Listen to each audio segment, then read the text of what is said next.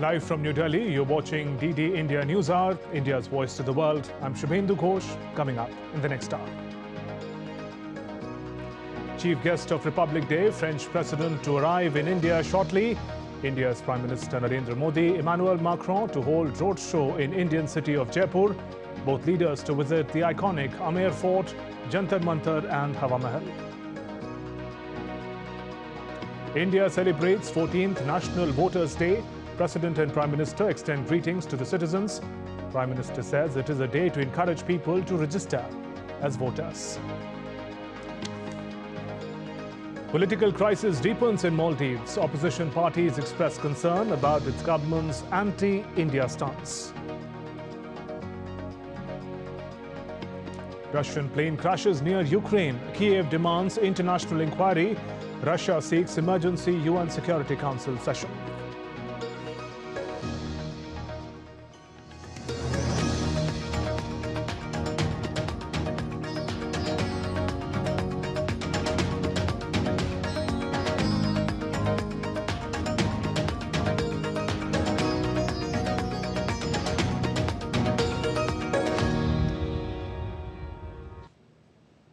The chief guest of Republic Day, French President Emanuel Macron, is arriving in India for a pivotal visit this afternoon.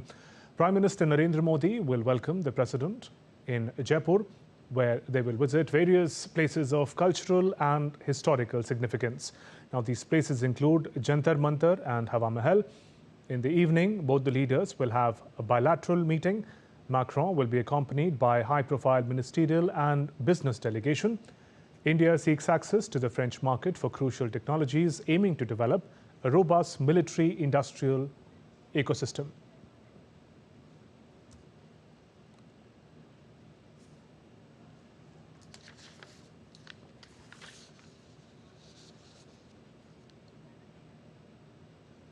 It's been 25 years of India-France strategic partnership, spanning across sectors including defense, energy, civil aviation and space. DD India correspondent Jessica Taneja decodes the Indo-French relations.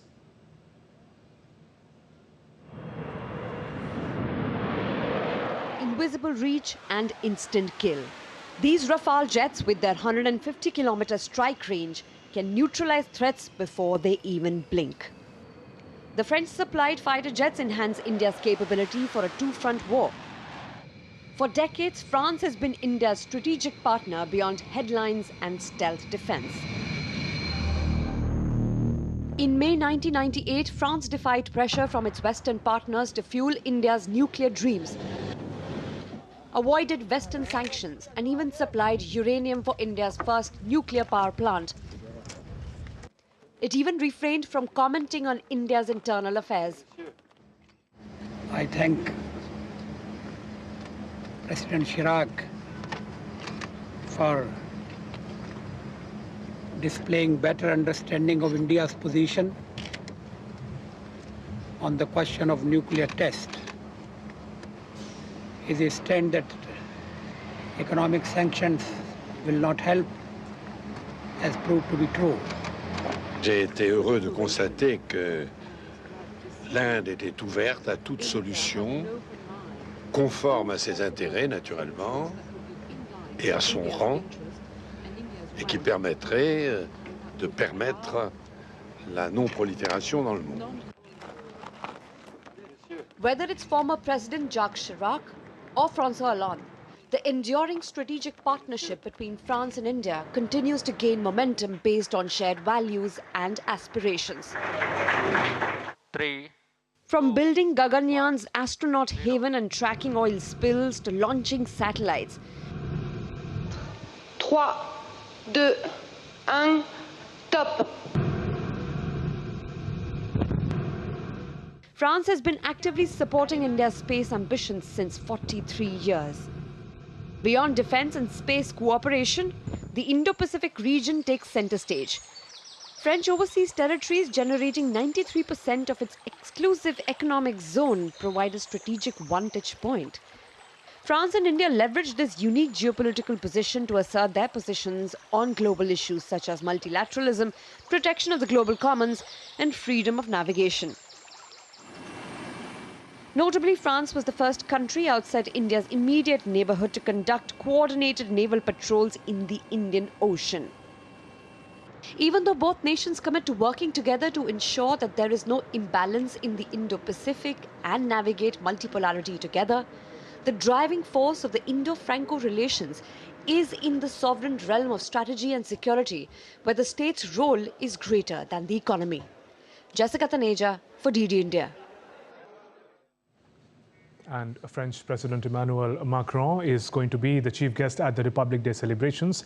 In a short while from now, President Emmanuel Macron would be arriving in the Jaipur city of India. This is in Rajasthan, the western state of Rajasthan. My colleague Jessica Taneja would be joining us in just a bit with more details. Prime Minister Narendra Modi will be conducting bilateral engagement and talks with the French president as well. It is to be noted that this is the 6th time that a French leader has been invited as a chief guest for Republic Day celebration. Talks volumes about the manner in which India-French ties have reached an important height. French President Emmanuel Macron is arriving for a pivotal engagement to India. This afternoon, he would be arriving in Jaipur, where he'll be visiting many historical locations, including Amer Fort, Hawa Mahal and other places. Prime Minister Narendra Modi is expected to conduct a bilateral engagement with the French president. And joining me live now is my colleague Jessica Taneja from Jaipur. Jessica, take us through the manner in which India-France relations and the celebrations of the strategic partnership is going to be taken forward. Right. The strategic partnership between the two, as you know, since the last 25 years, has of course moved forward, and a lot,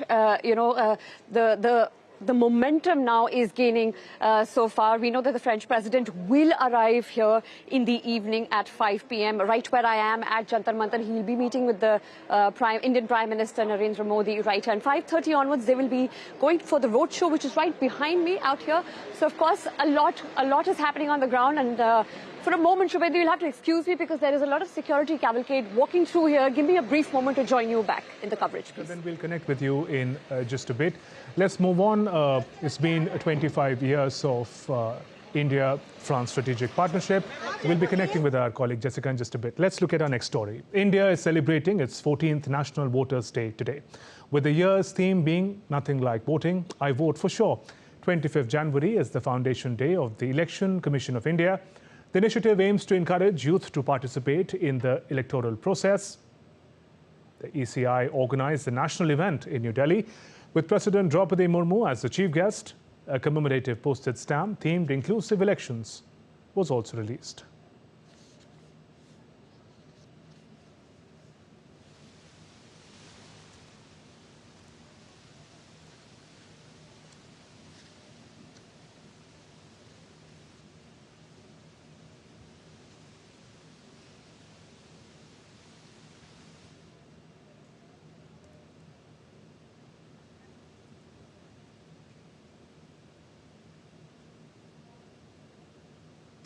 India is the world's largest democracy with over 900 million eligible voters as of 2019, when the country last held its general elections.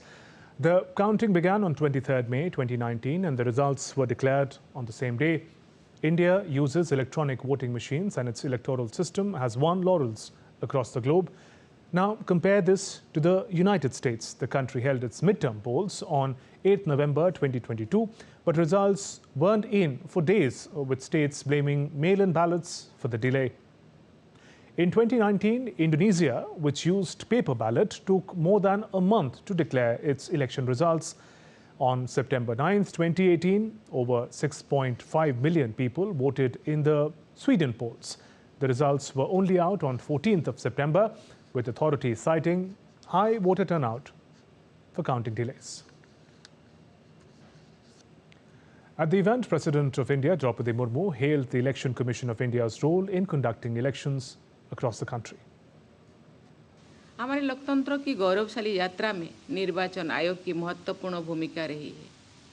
अब तक निर्वाचन आयोग द्वारा 17 आम चुनाव और 400 से अधिक विधानसभा चुनाव संपन्न कराए जा चुके हैं। देश में 96 करोड़ से अधिक मतदाता है तथा आम चुनाव में लगभग 12 लाख मतदान केंद्र स्थापित किए जाएंगे।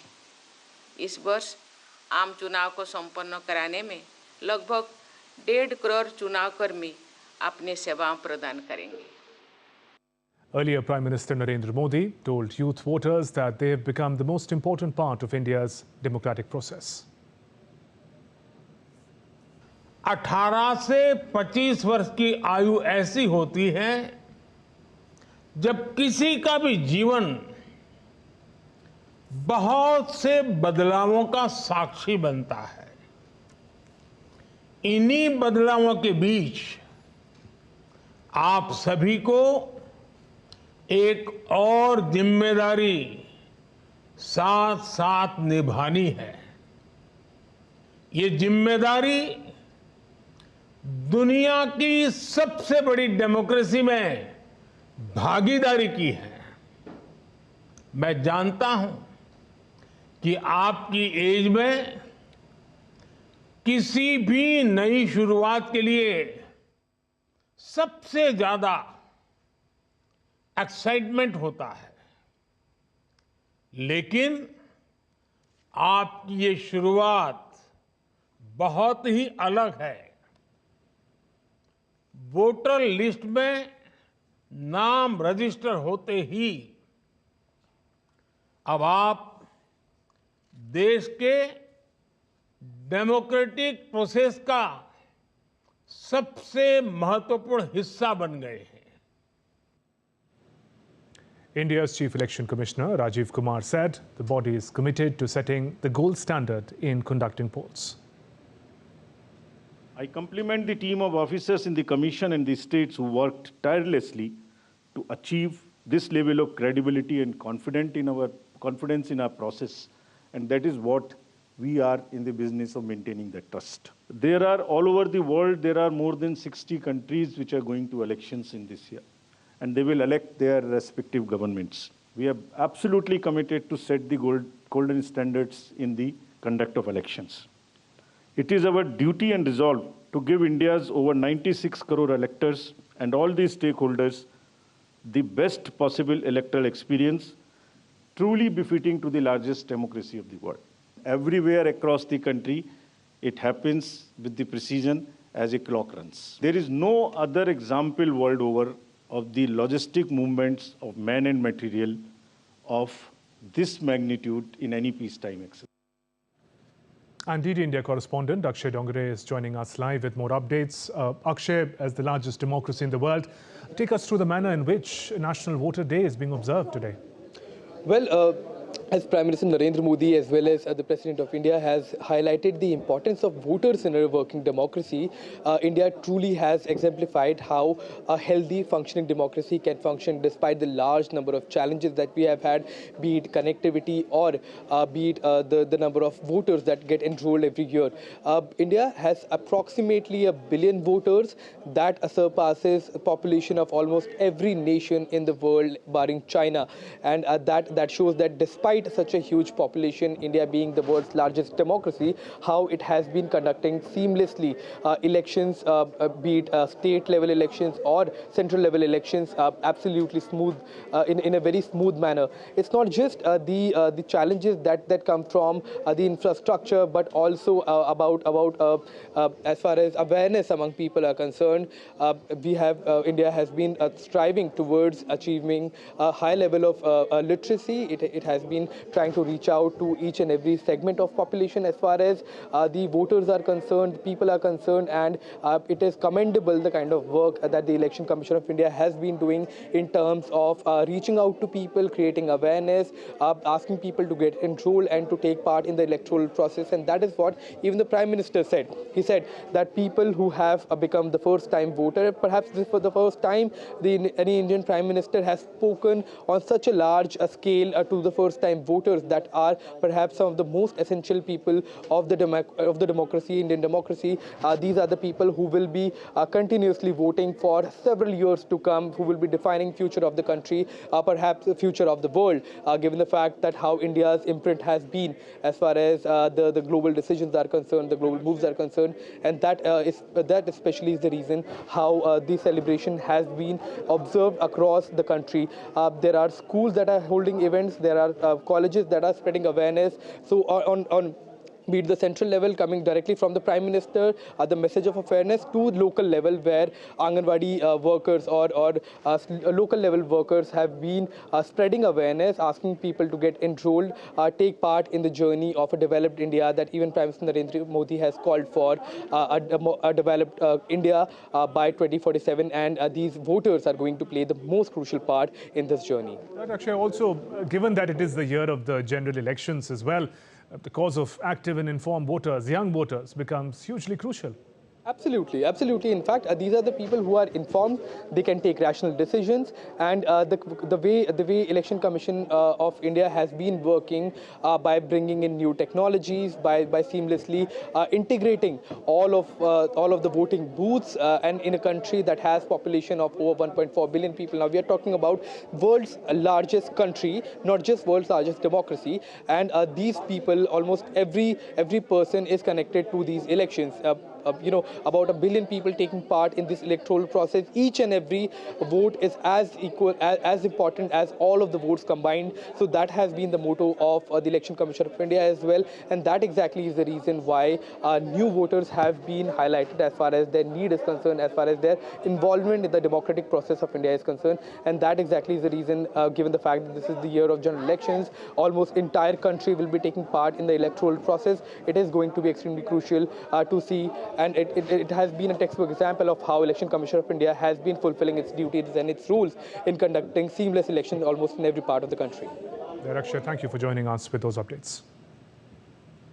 Moving on, 65 Ukrainian prisoners of war lost their lives in a crash on Wednesday when the aircraft carrying them crashed. Russia blamed Ukraine for the missile attack, while Ukraine's Zelensky has sought more clarity. A heavy-lift military transport aircraft carrying Ukrainian prisoners of war crashed in Belgorod region of Russia. All 74 people, including 65 Ukrainians and crew members and escorts, were killed in the crash. The prisoners of war were being transported for an exchange and swap. Russia has accused Ukraine of deliberately shooting down the Ilyushin Il-76 military aircraft. Ukraine did not directly confirm it had shot down the Ilyushin plane, nor did it confirm that Ukrainian prisoners were on board. Ukrainian President Zelensky said that more clarity was needed about what happened. He accused Moscow of playing with the lives of Ukrainian prisoners of war. It is evident that the Russians are playing with the lives of Ukrainian prisoners, with the feelings of their families and with the emotions of our society. It is necessary to establish all clear facts to the extent possible, considering that the plane crash occurred on Russian territory beyond our control. Calling it a criminal act by Ukraine, Russia has called for an emergency UN Security Council session for the plane crash. Ukrainian prisoners of war were being transported to the Belgorod region for the next exchange agreed upon between Moscow and Kyiv. Instead of this exchange taking place, the Ukrainian side from the Kharkiv region launched an anti-aircraft missile attack on this plane, which became fatal. We have already requested about 1 to 1.5 hours ago an urgent meeting of the UN Security Council. Meanwhile, in another attack, Russia and missiles struck a town near the front line in Ukraine, killing at least 2 and damaging over 40 homes.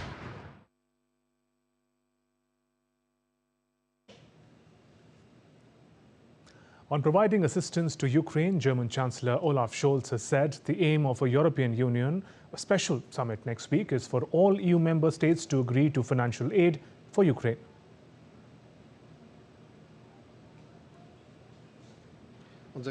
We will also use our talks today to prepare for the next European Council meeting in Brussels next week. The aim is to decide on financial aid from the European Union for Ukraine. You know the situation. Our aim is to reach a joint agreement between all European Union states as part of the revision of the EU financial framework so that 50 billion euros in loans and grants will be reliably available to Kyiv over the next 4 years.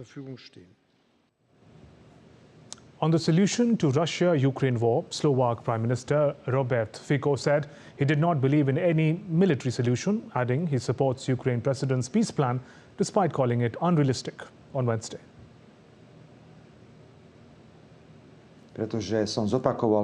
I repeated to Mr. Prime Minister that I do not believe in any military solution to this conflict. It extremely bothers me as a Slav that the mutual killing of Slavs is going on maybe in the name of some geopolitical interests. Therefore, I said that my government will support any peace plan. Therefore, without hesitation, I supported also the peace plan of the Ukrainian President Zelensky, although I am convinced it is not realistic.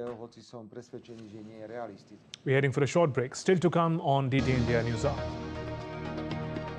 NATO on Wednesday launches its largest exercise since the Cold War. Argentine unions begin 12-hour strike in response to new austerity measures. And Japanese man gets death sentence for killing 36 in anime studio fire.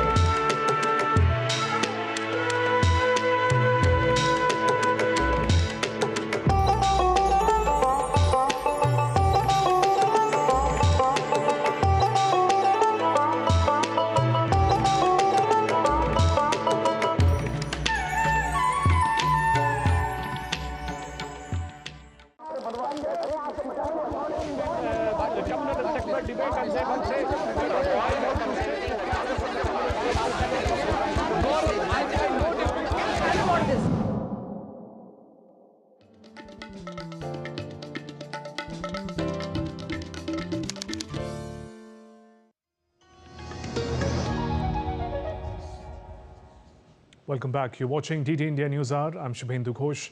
In Maldives, opposition parties are united against the current Maldives government stance with regard to India.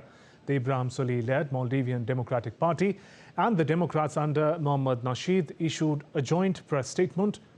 Opposition parties expressed concern on the direction of foreign policy by the current Maldives government. The statement says the current administration appears to be making a stark pivot towards an anti-India stance. It further said that the opposition believes that alienating any development partner, especially the country's most long-standing ally, will be extremely detrimental to the long-term development of the country. The statement also mentions other concerns before the parties, including lack of transparency in signing MOUs with foreign parties, among others. Israel has denied responsibility on Wednesday for the attack on the UN compound in Gaza. United Nations blamed Israeli tanks for striking its compound for sheltering displaced Palestinians, which caused mass casualties. The attack, which the UN said hit a vocational training center housing some 30,000 displaced people in Khan Yunis. This incident also prompted outright condemnation from the United States. In the U.S., an overwhelming majority of Democrats in the Senate on Wednesday reiterated U.S. support for a two-state solution to the Israeli-Palestinian conflict. The amendment to support a negotiated solution to the conflict was backed by 49 out of the 51 members of the Senate Democratic Caucus. The amendment also ensures Israel's survival as a secure, democratic Jewish state and fulfilling the Palestinians' legitimate aspirations for a state of their own.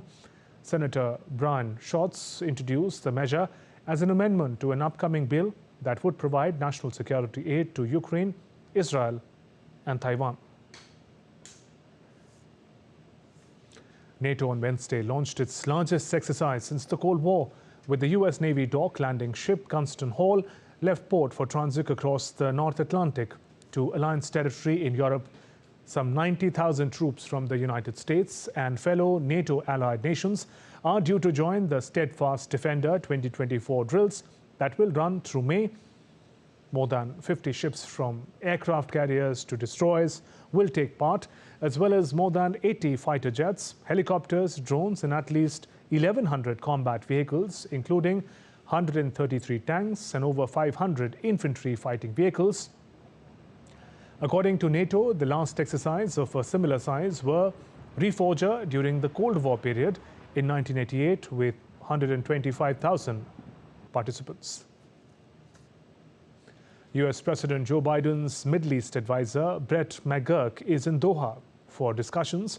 On Wednesday, the spokesperson John Kirby said the possibility of another hostage deal between Israel and Hamas is on the cards. Brett's in the region right now, and while he's having lots of conversations on lots of issues, this is certainly top of his agenda. We certainly want to see another humanitarian pause put in place so that we can, again, get aid in and get people out. But how close we are to that and what the parameters of that are going to look like, how many days, and that's all part of the discussions we're having right now, and it would not be appropriate for me to try to speculate on where that's going right now. North Korea has confirmed claims that it tested a new strategic cruise missile after its official news agency, KCNA, released photographs on Thursday. The test was part of updating the country's weapon system. However, the media also said the missile is currently under development and test firing on Wednesday had no impact on the security of neighboring countries. South Korea had condemned the test, citing threat to security in the region. 북한이 어제 발사한 순항 미사일은 Considering the flight distance of North Korea's cruise missile fired yesterday was shorter than previous launches, it is believed that was for the upgrading of existing cruise missiles capabilities. South Korean and US intelligence authorities are analyzing other details. 순항 미사일을 실시간으로 탐지했고 Taiwan President-elect Lai Ching-te has said he hopes that United States can continue to firmly support Taiwan as he met the first group of US lawmakers to visit Taipei since he won an election earlier this month. Meeting with the leaders of the US House of Representatives Taiwan Caucus, Republican Representative Mario Diaz-Balart and Democratic Representative Amy Berra, Lai said democracy and freedom were core and shared values with the US. Lai added that he would continue to defend the cross-Taiwan Strait status quo of peace and stability.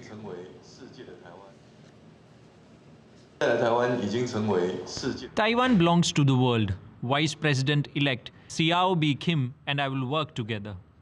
Continue the strong foundation set by President Tsai to unite the Taiwanese people, strengthen our society. I hope the United States can continue to firmly support Taiwan, deepen bilateral cooperation and relations, and work with other democratic partners to ensure peace and prosperity in the region. Argentina's largest union started a 12-hour strike on Wednesday, with tens of thousands of workers demonstrating in Buenos Aires against tough economic austerity measures and reforms by the new Libertarian President Javier Milei. The action is the biggest show of opposition to Milei's plans for spending cuts and privatization since he took office last month. The strike was coordinated by powerful umbrella union of the General Confederation of Labour, comes amid major scrutiny of Milei's two major reform pushes. The new government says austerity measures are needed after years of overspending that has left Argentina with huge debts to local and international creditors.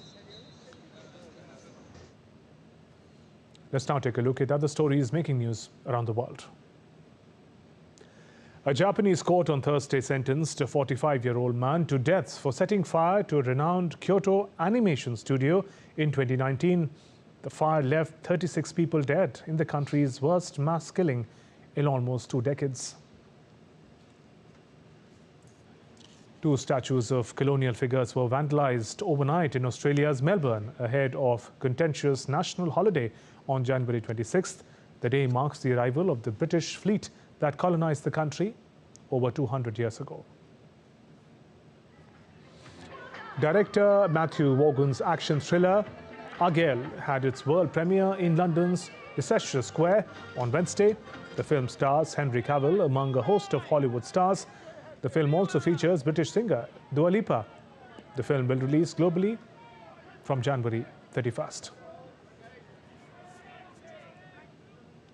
Hundreds of women devotees braved temperatures as low as 2 degrees Celsius while they took a holy dip in Sharnadi River in Nepal's Kathmandu.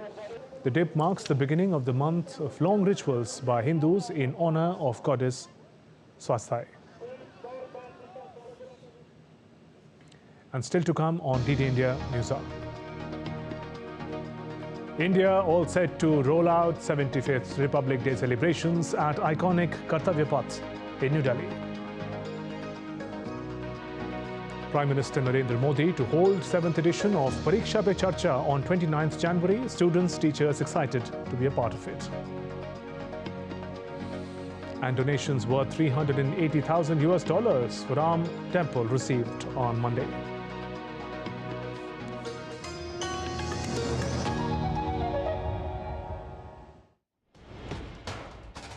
Wherever news breaks, whatever it takes. Connecting corners, cutting across continents. Stories that matter from across the globe.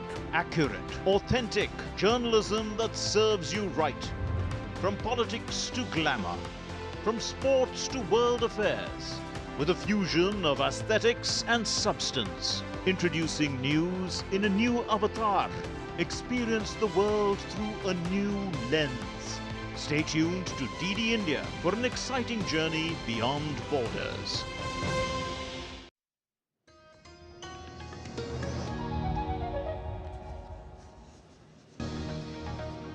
Welcome back. You're watching DD India News Hour. I'm Shubhendu Ghosh. Our top stories.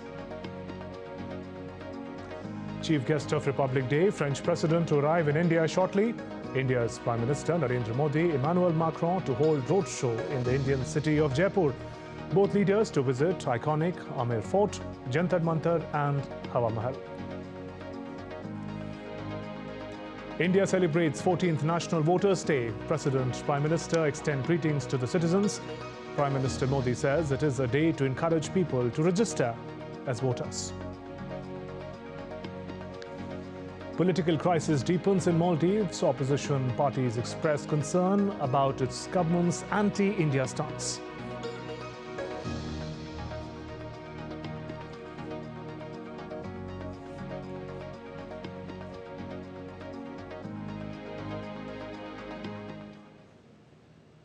And chief guest of Republic Day celebrations, French President Emanuel Macron is arriving in India for a pivotal visit this afternoon. To talk about India-France relations, joining me is Professor Swaran Singh from School of International Studies, JNU. Good afternoon and welcome, sir.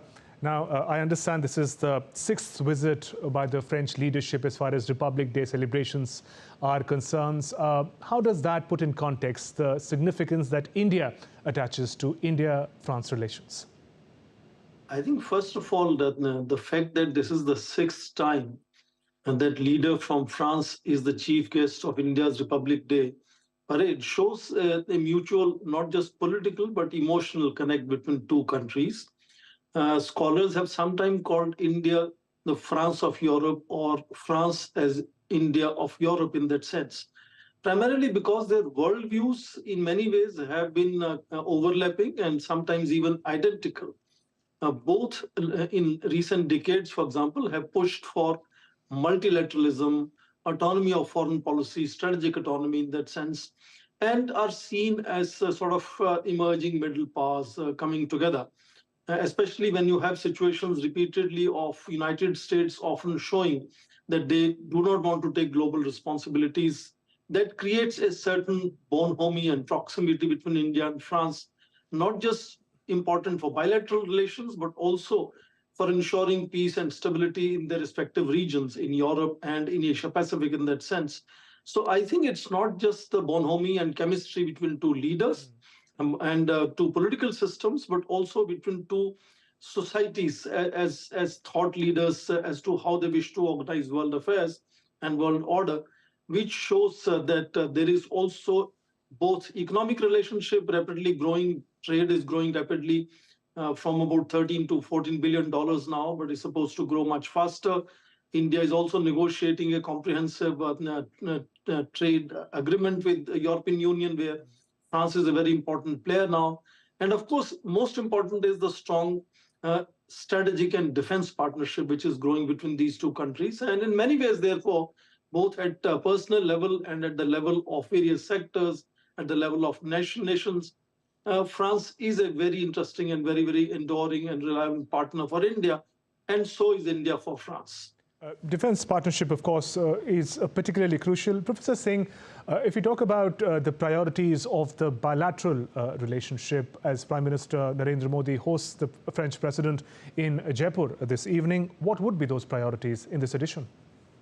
I think clearly several sectors in mutual economic relationship, and the French President has a meeting despite his very tight schedule of about 40 hours in India. He is going to meet business leaders as well as thought leaders in New Delhi. And of course, the whole focus on their framework that Prime Minister and Emanuel Macron had signed when Indian Prime Minister had gone to Bastille celebrations in Paris in July last year. That framework 2047 talks about how the two see their relationship growing in about 25 years in the coming.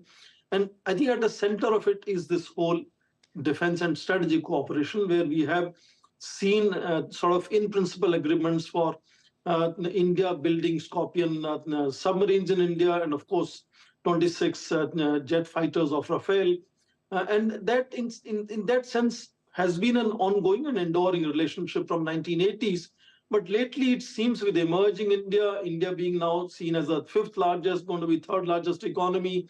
France is the seventh largest economy in the world, but also a high-tech power in several sectors. So that complementarity in several sectors across two economies. But of course, most important among them are co-production of jet engines, India producing Scorpion submarines, and of course, import of 26 Rafale fighter jets would be important. I'm not saying that great announcements are likely to be made, because the two leaders just met in July last year. In fact, the two leaders have met 5 times since last May, when there was a G7 summit in Hiroshima. So they meet very often, is a reflection of mutual understanding and partnership that they want to build together. But of course, I think these kind of meetings lead to much greater mutual understanding and trust. And the relationship built on trust can really fructify several of the sort of plans that they have made for themselves. So I think this is going to be another opportunity to leaders to really share notes as to how they want to take forward the decisions that have been made, and what new decisions they want to make in coming times. And tomorrow at the Republic Day celebrations, yet another occasion to witness the close ties between India and France? Of course, indeed, it's interesting to see how in Bastille, Indian troops had participated in marching in Champs-Élysées. And tomorrow we will have not just the jet fighters from France, but also contingent on the ground in the parade in Kartavya Marg, also parading along with Indian sort of forces of different kinds. So that again shows enormous coming together. In fact, 2 days back, we just finished a very, very mega air exercise of India, France, and UAE. So there are almost on, every week basis, things are happening between two countries. We had a hockey match in South Africa. Yes. So there are so many things around the world that are connecting India and France repeatedly. But what is most important is the leadership on both sides has a clear mutual trust and understanding about issues and how they wish to take these issues forward. Now, whether it is with the decreasing US interest in Ukraine war, makes it is important how the middle powers like India and France can come together and think how to resolve issues like Ukraine war. So in that sense, I think this is a kind of enduring nature of the trust and partnership, which is important. And I think we will see that in the body language of two leaders tomorrow on the Kartavya Marg as well. Professor Swaran Singh, thank you very much for joining us and sharing your perspective. And India is all set for 75th Republic Day celebrations at the iconic Kartavya Path in the heart of the national capital, New Delhi.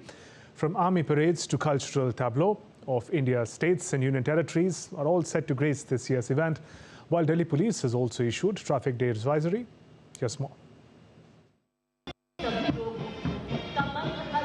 India is all set to celebrate Republic Day on January 26th. Republic Day marks the adoption of India's constitution and the country's transition to a republic on January 26, 1950.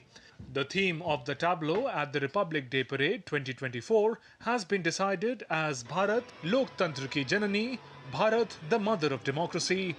This year, the Republic Day Parade is going to be a women-centric event. While interacting with NCC cadets and NSS volunteers, Prime Minister said that Republic Day Parade will be even more special this year. आप गणतंत्र दिवस की parade का हिस्सा बनने जा रहे हैं और इस बार ये 2 वजहों से और विशेष हो गया है। ये 75वां गणतंत्र दिवस है और दूसरा,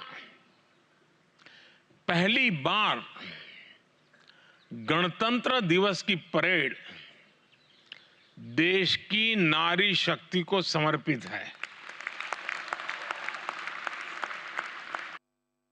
This year, French President Emanuel Macron will be the chief guest. A contingent from the French army is also set to participate in the Republic Day Parade. A total of 25 tableaux comprising 16 states and union territories, as well as 9 ministries and departments, will roll down at Kartavya Path.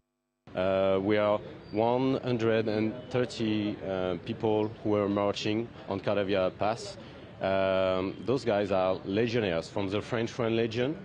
There is the music band on the French Foreign Legion. It's called La Musique de la Légion Étrangère. And then infantry regiment, the 2nd Foreign Infantry Regiment, who's based in south of France. Then there will be 3 planes who will fly, so 2 Rafale and 1 tanker aircraft called Airbus 33M RTT. Obviously, it is a very great moment for us to be a part of the major day over here. And thank you so much for the Indian government, and thank you so much for our authorities. They make that possibility to come us over here and present something beautiful. For the first time, the parade will witness an all-women tri-service contingent from the Indian Army, Indian Navy and Air Force marching down the Kartavya Path. It has been a great opportunity that I have been entrusted with from my superiors, so I am thankful to them. We have been working for this parade since last 4 months. It has been like a great experience for all of us. As we know, Armed Forces Medical Services consists of the tri-services, in which I am representing the Navy as medical officer. And it feels so grateful that I have been given this opportunity. I'm honored and privileged to march on the Kartavya Path on 26th of January. It's a golden opportunity for us, and this is the first time in history that medical branch is being represented as a contingent on the Republic Day. Every year, celebrations marking the day feature spectacular military and cultural pageantry. In the national capital, New Delhi, armed forces personnel march along the Kartavya Path in an elaborate display of military might. The epic show on Kartavya Path eclipses everything else happening across the country on this day. The celebrations, inaugurated with the Grand Parade, are held in the capital from Raisina Hill near the Rashtrapati Bhavan, that is President's House, along the Kartavya Path and onto the historic Red Fort. On this day, ceremonious parades take place at Kartavya Path, which is performed as a tribute to India, its unity in diversity, its rich cultural heritage by the states of the country by building beautiful tableaux. A total of 51 aircraft of the Indian Air Force, including 29 fighter jets and 13 helicopters, are expected to be part of Republic Day flypast.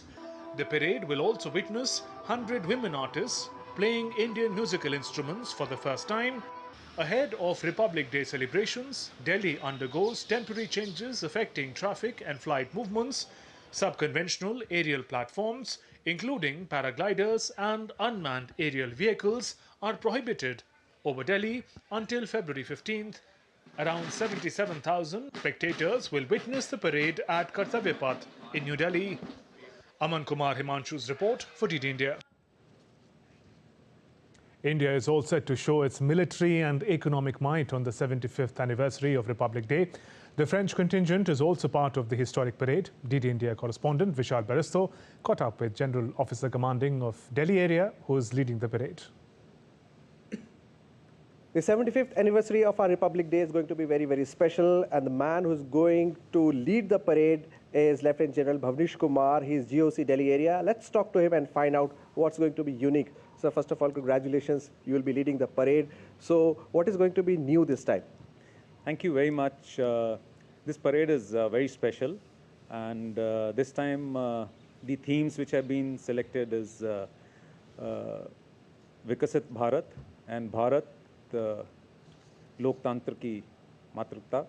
And you would see the glimpses of the thriving and the evolving landscape of various facets of our national power in this parade. If I talk of the military component of this parade, the tri-service component, you would see that our forces have got a huge capability to face any external challenges. You would see, sea power through indigenization, in which they are trying to depict the carrier battle group, which has been indigenizedly made based on INS Vikrant and the other ships in the fleet, as also the satellite coverage through Rukmani satellite and all. So this is the major indigenous complement which you're going to see in the parade. The theme this time is also women empowerment. So what do you have to say on that?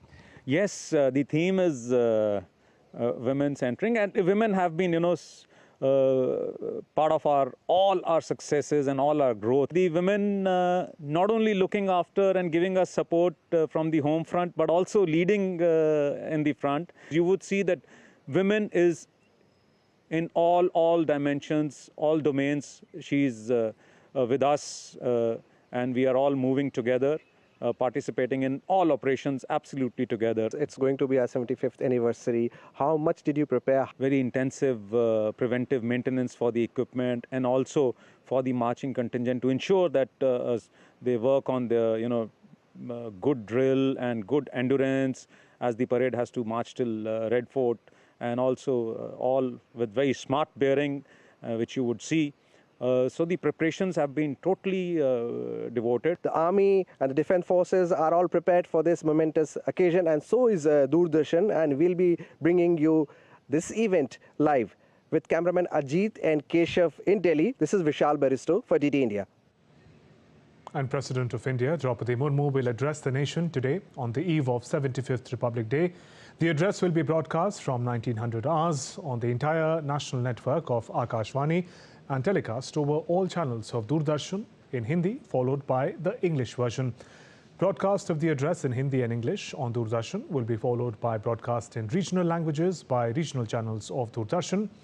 AIR will broadcast regional language versions from 21:30 hours onwards on its respective regional networks. The UAE is host of world's largest Indian diaspora. In an exclusive interview with Prasar Bharati special correspondent Vinod Kumar, the Consul General of India in Dubai sheds light on the responsibilities of the consulate and how it attaches highest priority for welfare of Indians abroad. Give a brief idea about what are consular services. The consulate attaches the highest importance to the welfare of Indian citizens living here. When we say that, we just don't become a service provider in terms of issuing passports or issuing consular services. When people are in need, the consulate will respond to their requirement irrespective of what their condition is. Now, in many cases, people do not have documents when they are end up in trouble. People who are laborers come for a better life, better living, but they end up overstaying for whatever reasons. So in these sort of situations, when they need some assistance from the consulate, we don't insist on perfect documentation. We support them and we accommodate their unique situations in several cases.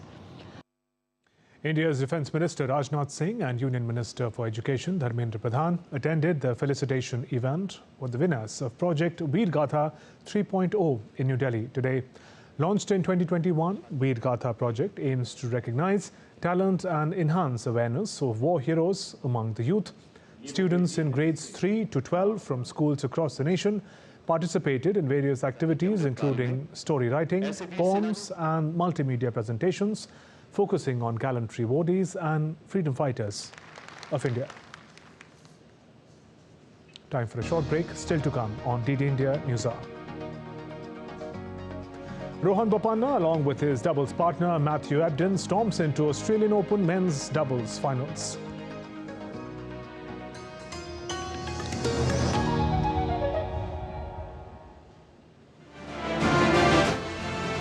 India celebrates 75th Republic Day on 26th January. Nation pays tribute to martyrs. India's pride on historic Kartavya Path. Watch women power in India. Tableaus display cultural diversity. Republic Day celebration live from 8 a.m. onwards, only on DD India.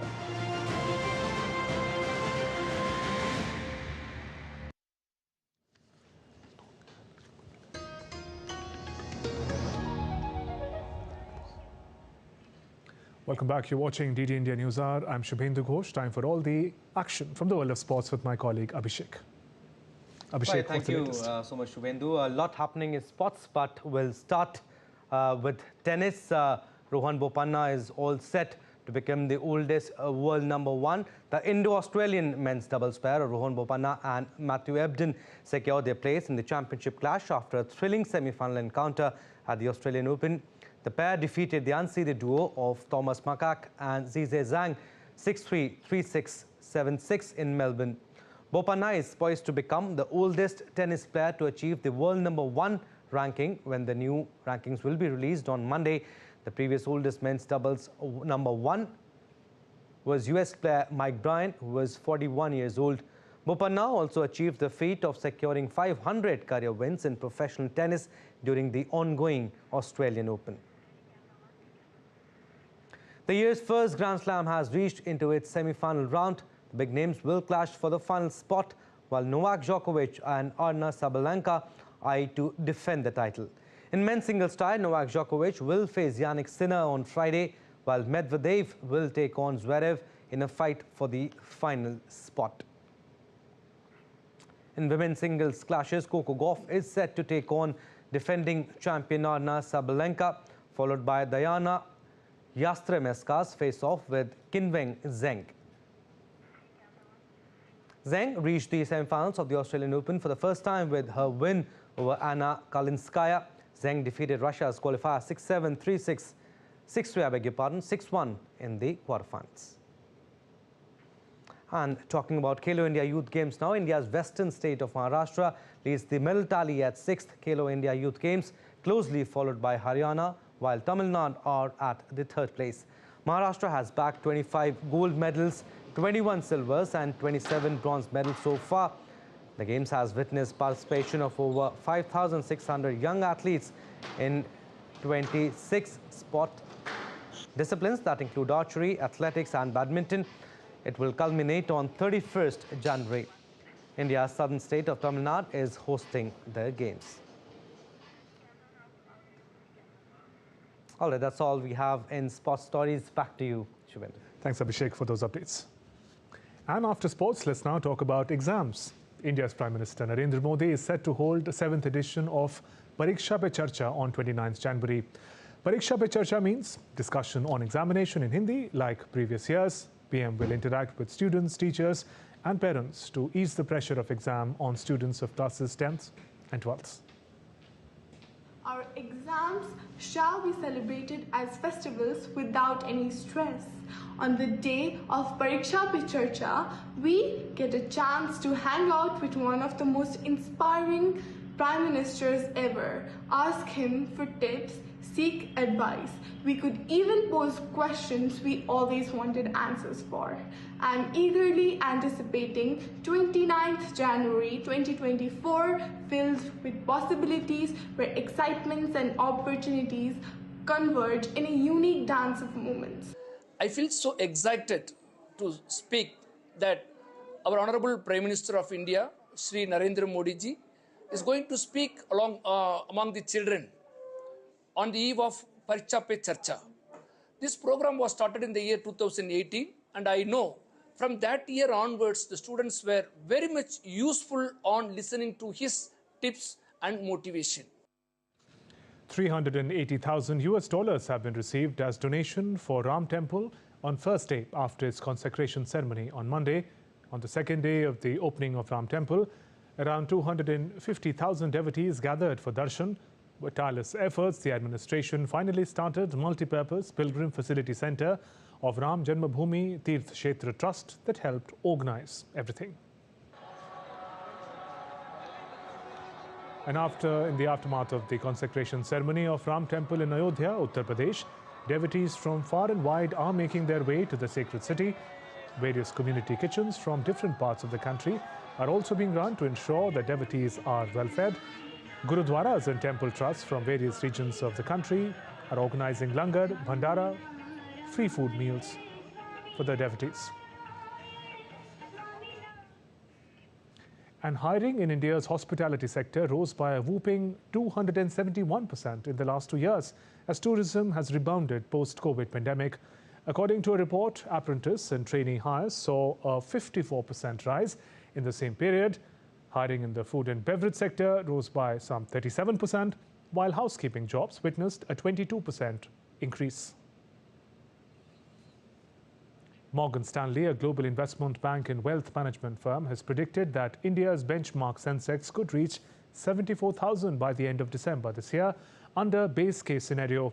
In a more optimistic scenario, the firm suggests the BSE Sensex might even surge to 86,000 in the same period, as outlined by Morgan Stanley's India equities strategist Ridham Desai and Nayant Parekh in their latest research note titled, "Is the Market Overbought?" Despite stretched valuations, particularly in terms of market cap to GDP. The note highlights that share prices have only marginally outpaced earnings over the past 3 to 5 years, while India continues to experience an earning upcycle. The global search interest for India's Lakshadweep is at an all-time high in the last 2 decades after Prime Minister Narendra Modi's recent visit to the tropical archipelago. The worldwide search interest is currently at its peak in the last 2 decades, indicating a renewed fascination with its natural beauty, cultural richness. Once the photos of Prime Minister Modi made it to social media, some 50,000 users have searched for Lakshadweep on Google. India's Defence Ministry has signed a contract worth $128 million with Mazgaon dock shipbuilders on Wednesday for the acquisition of 14 fast petrol vessels to boost capabilities of the Indian Coast Guard. The acquisition aims to boost Indian Coast Guard's capability and reinforces the increased focus of the government towards maritime security. These multi-role FPVs will indigenously designed, developed and manufactured by Mazgaon dock shipbuilders and will be delivered to the Indian Coast Guard approximately in 5 years. The statement said, in line with Atmanirbhar Bharat, the contract will boost nation's indigenous shipbuilding capabilities, bolstering maritime economic activities, fostering growth of ancillary industries, especially the micro, small and medium enterprises sector. The project will effectively generate employment opportunities and expertise development in the country. A theatre group from Thailand performed a play based on Ramayana at Tulsi Udyan in North India's Ayodhya. Performers from Ministry of Culture of Thailand performed dance and staged episodes of Lord Ram during the event.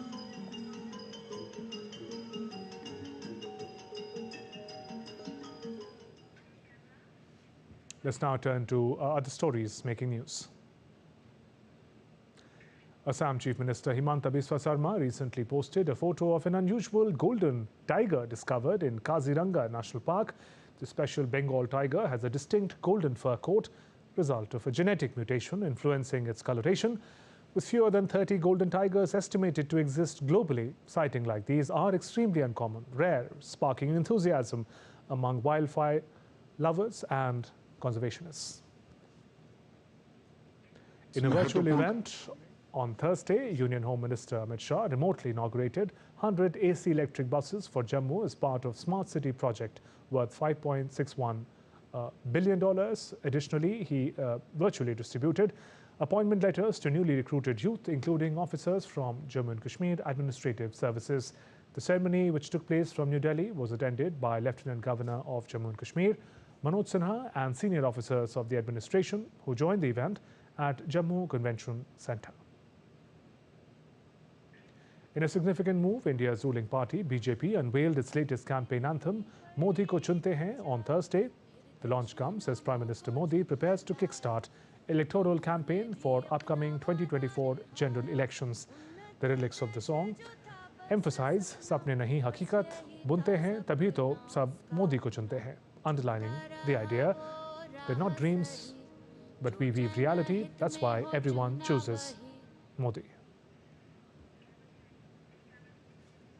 India's Prime Minister Narendra Modi inaugurated and dedicated to the nation multiple development projects worth over $23 billion in the city of Bulandshahr. The projects are related to several important sectors like rail, road, oil, gas, and urban development and housing.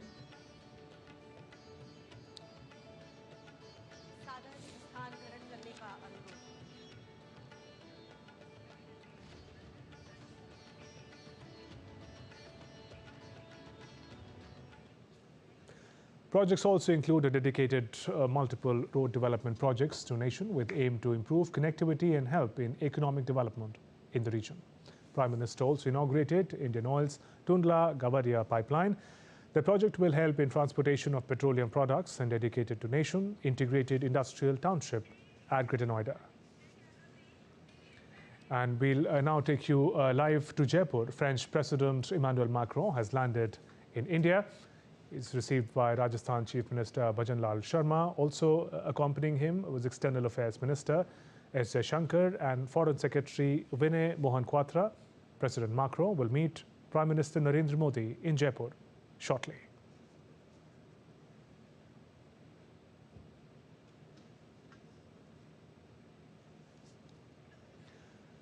Those are visuals that came in a short while ago from Jaipur. French President Emanuel Macron has landed in India. He was received by Rajasthan Chief Minister Bhajan Lal and also External Affairs Minister S. Shankar. French President Emmanuel Macron is going to be the chief guest at the 75th Republic Day celebrations tomorrow. Today, the French President is in Jaipur. There'll be some sightseeing occasions, and also Prime Minister Narendra Modi would be having bilateral discussions with the French President in a short while from now. French President Emmanuel Macron has reached India.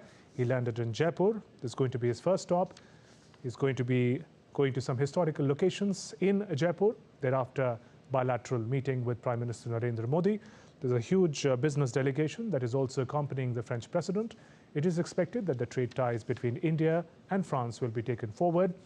Tomorrow, the French President will be the chief guest at the 75th Republic Day celebrations in New Delhi. Those visuals of French President Emmanuel Macron being welcomed in Jaipur with the special cultural performances. Rajasthan Chief Minister, External Affairs Minister from India, together welcoming the visiting dignitary. This is the 6th time that a French leadership has been invited as a chief guest on the Republic Day celebrations.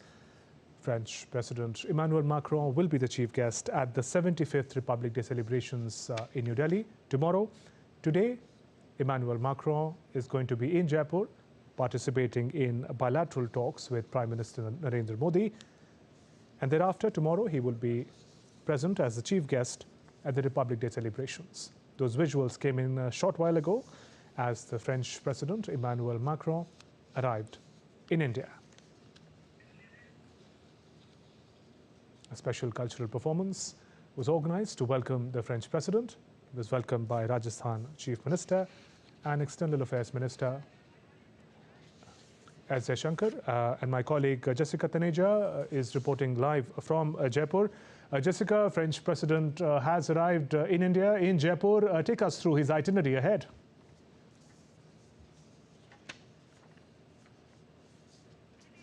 Right, so we are in Jaipur at the moment, and as you already mentioned, the French President has arrived in India. He's due to meet the Prime Minister in a short while from now. And around 5:30, we're expecting a roadshow. He'll also be going through all these monuments in Jaipur, the Amber Fort, along with the Hawa Mahal. After that, there will be a roadshow that is planned here in Jantar Mantar in Jaipur. After that, there will be a bilateral meeting where the two leaders will meet for dinner later in the evening at the Taj Rambagh. Lots on the agenda. Amidst all of that, they're also expecting a few key announcements as to what comes out of that bilateral meeting between the two leaders, defense deals, space cooperation, and of course, if there is any potential for how France can help or perhaps aid in fast-tracking the India-EU FTA as well. Some chatter on that, but for more on that, we'll see as to what the outcomes are. So far, the president, French president, and Prime Minister Modi will be in Jaipur. Will be here at the Jantar Mantar for a grand roadshow, and after that, French president is due to leave for Delhi for the Republic Day celebrations. He will leave later in the evening today, and tomorrow morning, as we know, he'll be there for the Republic Day parade. Jessica, thank you for those updates. And that's all for this edition of DD India News Hour. Let us know your thoughts on the news of the day. You can connect with us on Facebook, X and Instagram. We'll be back with more news as it breaks here on DD India. I'm Shubhendu Ghosh from all of us here in Delhi. Thanks for watching DD India News Hour. Namaskar.